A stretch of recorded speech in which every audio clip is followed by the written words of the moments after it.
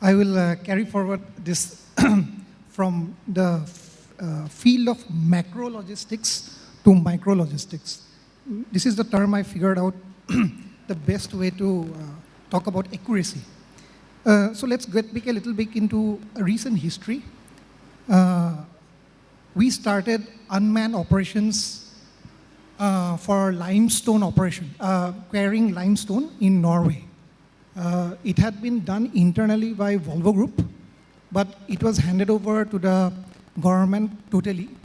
And what is beautiful about this is because of the harsh weather, like minus 20 degrees Celsius, it's inhuman to actually put anybody over there. It's natural. You don't put anybody over there. So imagine a truck with a tipper, with a construction equipment. That can be remotely done.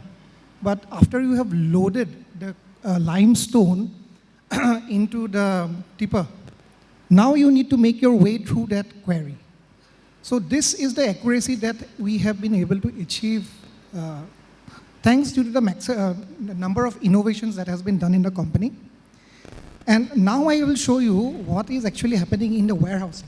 The same principles we are pulling down to vehicle motions inside the plant floor.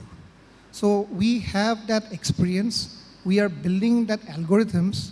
And you know, to have these algorithms, you always have the standard sensors that we all know about, like radar, lidar, and all that. That's okay. But the point over here is like the company of Volvo Group actually believes in taking the technology and democratizing. So by this way, we are able to actually now seize accuracy down to the level of gradients. For example, we have the AMRs, which has been developed in-house. And I can tell you that it was a very expensive product for us because we are not experienced in that. We can drive on any terrain. Can you dumb it down for us a little and tell us how would an AMR assist in efficient warehouse management? Sure. How would an unmanned operation, you mentioned, so from your example, it would seem that unmanned operation, because it was minus 20 and it made sense to you there. Correct. But does it, we are not in that environment. Yes. So which mean, does it mean that it is not necessary for us? No. Or is there any other case available? The roadmap actually is showing, I mean, we are not coining these words, right? Black, what do you call it? Black factories and all that, dark factories. They actually represent that automation has gone to the level of Industry 5.0. But Industry 5.0 is actually not about efficiency. It's not about robots only moving around in the floor, picking stuff, storing, and giving it in the assembly line. There is more. There is the human part over here also. So unmanned over here actually means leaving out the critical operations which are actually safety concerned. That is the unmanned part. You do not remove the human.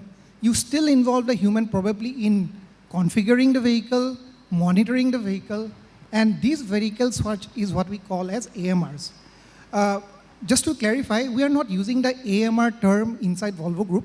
We are calling it as mobile transporters. Just to simplify it, because the technology that has been used in AMR is getting very standardized. And even the Indian government had in their 2022-23 robotics policy has mentioned that these are the mandatory components that you must have to term it an AMR. Okay. So this is the level we are at. Wonderful.